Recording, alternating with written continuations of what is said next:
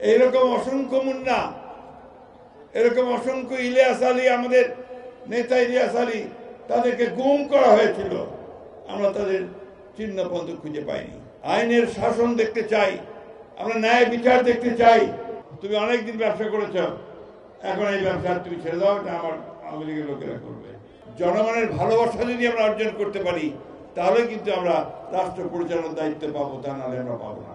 আমাদের ভারপ্রাপ্ত চেয়ারম্যান তারেক রহমান সাহেব প্রতি মিটিংয়ে এই কথাটা বলেন যে মানুষের ভালোবাসা অর্জন করেন, মানুষের ভালোবাসা অর্জন করে মানুষ আমাদের সঙ্গে থাকবে। প্রায় 1002-এর মতো জুলাই আন্দোলনে মারা গেছে, তাই না, শহীদ হয়ে গেছে, তাই তো। তো আমরা 15 বছর ধরে আমরা লড়াই করেছি, সংগ্রাম করেছি। এই 15 বছরে আমাদের বিএনপির বহু লোক মারা গেছে। জিনিসপত্রের দাম অনেক বাড়ছে, চালের দাম বাড়ছে না? কি মা বোনেরা, বাড়েনি চালের দাম? চালের দাম বাড়ছে, ডালের দাম বাড়ছে, নিত্য প্রয়োজনীয় জিনিসের দাম অনেক বেড়ে গেছে, বিদ্যুতের দাম বাড়ছে। এখন এই যে জিনিসপত্রের দাম বাড়লো, এটা তো আপনার শুধুমাত্র যে শুধু ব্যবসায়ীদের কাছে তা না, এটা হচ্ছে গত সরকারের যে ব্যর্থতা, তাদের যে দুর্নীতি, তার কারণে আজকে এই সমস্ত দ্রব্যমূল্যগুলো বৃদ্ধি পেয়েছে। আজকে আমাদেরকে সেই কারণেই আমরা এই সরকারকে অনুরোধ জানাই যে আপনারা দ্রুত এই দ্রব্যমূল্য কমানোর ব্যবস্থা করেন। মানুষ যেন অন্তত 2 বেলা দুপুরে খেতে পারে, কাপড় পরতে পারে, মোটে কাপড় পরতে পারে এবং ন্যায় বিচার পায়, সেই ব্যবস্থা আপনারা নিশ্চিত করেন। বন্ধুগণ, খুব দুঃখের কথা, আমরা এতদিন হাসিনার বিরুদ্ধে কথা বলেছি, আমরা অন্যায়ভাবে গ্রেফতার করার বিরুদ্ধে কথা বলেছি, অন্যায়ের গ্রেফতার করে অন্যভাবে গ্রেফতার করে থানায় নিয়ে গিয়ে পিটিয়ে মেরে ফেলার বিরুদ্ধে কথা বলেছি, তাই না? এক্সট্রা জুডিশিয়াল কিলিং এর বিরুদ্ধে কথা বলেছি। দুর্ভাগ্যের কথা, গতকাল কুমিল্লায় আমাদের যুব দলের এক নেতাকে তুলে নিয়ে যাওয়ার পরে যৌথ বাহিনী হাতে সেই তারপর সকালেই মারা গেছে। আমরা পরিষ্কার করে বলতে চাই, এই ধরনের ঘটনা যেন পুনরাবৃত্তি না হয়। যারা এই ঘটনা ঘটিয়েছে তাদেরকে অবশ্যই বিচারের আওতায় নিয়ে আসতে হবে। আমরা আর এক্সট্রা জুডিশিয়াল কিলিং দেখতে চাই না, আমরা আর গুম হতে দেখতে চাই না। আমি যখন উত্তরায় ছিলাম, আমার তখন আপনার যে দক্ষিণখানে মুন্নার মা, মুন্না ছিল আমাদের ছাত্রদলের নেতা, তাকে রাত্রেবেলা তুলে নিয়ে গিয়েছিল, আর ফিরে আসেনি। মুন্নার মা পাগলের মতো কাঁদত। তার বাবা ঘুরতে ঘুরতে সমস্ত দেশ, এমনকি ভারতে পর্যন্ত গিয়েছিল। তারপরে মুন্নার বাবা মারা গিয়েছিল। তার ভাই বোধ এখানে আছে, এখানে। তার মা কয়েকদিন আগে আমার বাসায় এসেছিলেন, আমি তাদের সঙ্গে যোগাযোগটা রাখি। এইরকম অসংখ্য মুন্না, এরকম অসংখ্য ইলিয়াস আলী, আমাদের নেতা ইলিয়াস আলী, তাদেরকে গুম করা হয়েছিল। আমরা তাদের চিহ্ন পর্যন্ত খুঁজে পাইনি। বন্ধুগণ, এটা আমরা আর দেখতে চাই না। আমরা বাংলাদেশে একটা শান্তিপূর্ণ অবস্থা দেখতে চাই, আমরা বাংলাদেশে একটা আইনের শাসন দেখতে চাই, আমরা ন্যায় বিচার দেখতে চাই। আমরা আর মানুষের, সাধারণ মানুষের উপরে কোনো অত্যাচার করা দেখতে চাই না বন্ধুগণ। আর ওই যে মাস্তানি, আওয়ামী লীগ হলেই তার কাছে যাওয়া যাবে না, এটা বন্ধ করতে হবে, এটা যেন কেউ না করে। আমার মনে আছে, আমি যখন আপনার উত্তরে ছিলাম, আমার যে কেবলের ডিশের যে কেবল দিতেন, তার নাম ছিল তুষার। সে এখন এখানে আছে কিনা আমি জানি না। সে একসময় ছাত্রদল করত। তো সে কয়েক বছর ব্যবসা করেছিল। পরে তাকে এখানকার আওয়ামী লীগের আপনাদের যে এমপি হলো, কি নাম, হাবিব হাসান এমপি হওয়ার পরে তাকে একদিন ডেকে নিয়ে গিয়ে বললো, তুমি অনেকদিন ব্যবসা করেছ, এখন এই ব্যবসা তুমি ছেড়ে দাও, এটা আমার আওয়ামী লীগের লোকেরা করবে। ঘর দখল করেছে, দোকান দখল করেছে, শপিং মল পর্যন্ত দখল করে নিয়ে গেছে। এই কাজ যেন আমাদের কোনো নেতা না করে, এটা আমি অনুরোধ করবো আমাদের নেতৃত্বকে। এই জিনিসগুলো আপনারা খেয়াল করবেন, এবং যারা এই কাজগুলো করবে তারা কিন্তু দলের শত্রু, দেশের শত্রু। আমি বক্তব্য বাড়াবো না বন্ধুগণ। আমাদের সামনে এখন কিন্তু কঠিন সময়।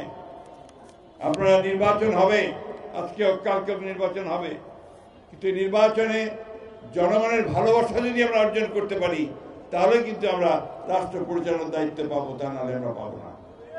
ঠিক না? এই যে আমাদের সামনে মা বোনেরা বসে আছে, ইনারা যদি মনে করে যে হ্যাঁ বিএনপিকে ভোট দেওয়া যাবে, বিএনপি মানুষের ভালো চায়, বিএনপির ছেলেরা বিএনপির নেতারা আমাদের সুখ দুঃখের সঙ্গে আমাদের পাশে দাঁড়ায়, তাহলেই শুধুমাত্র আমরা ভোট পাবো। তাহলে কি ভোট পাবো? পাবো না। সুতরাং ওইভাবে আমাদেরকে কাজ করতে হবে। আজকে আপনাদেরকে দৃষ্টান্ত সৃষ্টি করতে হবে।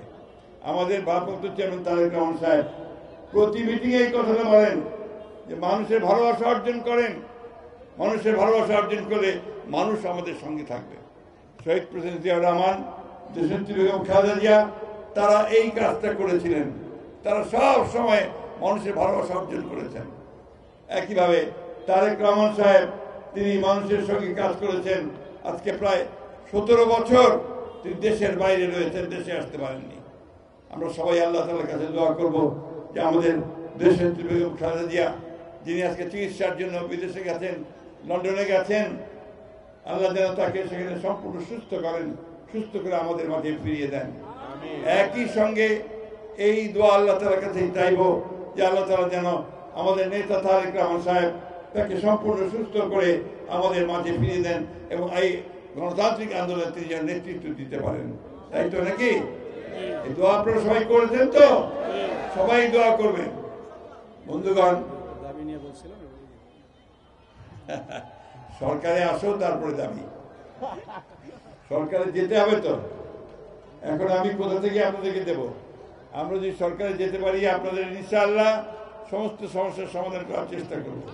কিন্তু সরকার যাওয়ার জন্য যে কাজ, সেই কাজগুলো করেন, মানুষের ভালোবাসা অর্জন করেন, ভোট কেন্দ্রে যেন আপনারা দাঁড়াতে পারেন ঠিকঠাক মতো সেই কাজ করবেন এবং মানুষ যেন ভোট কেন্দ্রে এসে আপনাদের ভোট দেয় সেটা নিশ্চিত করবেন আপনারা। তা না হলে কিন্তু ভোট এত সোজা ব্যাপার না। মানুষের মন সেটা কিন্তু বিভিন্নভাবে চলে যায়। শুধু আপনারা ওই জিনিসটাকে লক্ষ্য রাখবেন। বন্ধুগণ, আমি বক্তব্য দীর্ঘ করব না। আমি আমাদের যে বর্তমান সরকার আছে তাদেরকে শুধু একটা কথাই বলতে চাই, আবারও রিপিট করতে চাই, পুনরাবৃত্তি করতে চাই যে আমাদের ছেলেরা আমাদের এই আন্দোলনে সবসময় তারা একটা অগ্রণী ভূমিকা পালন করেছে।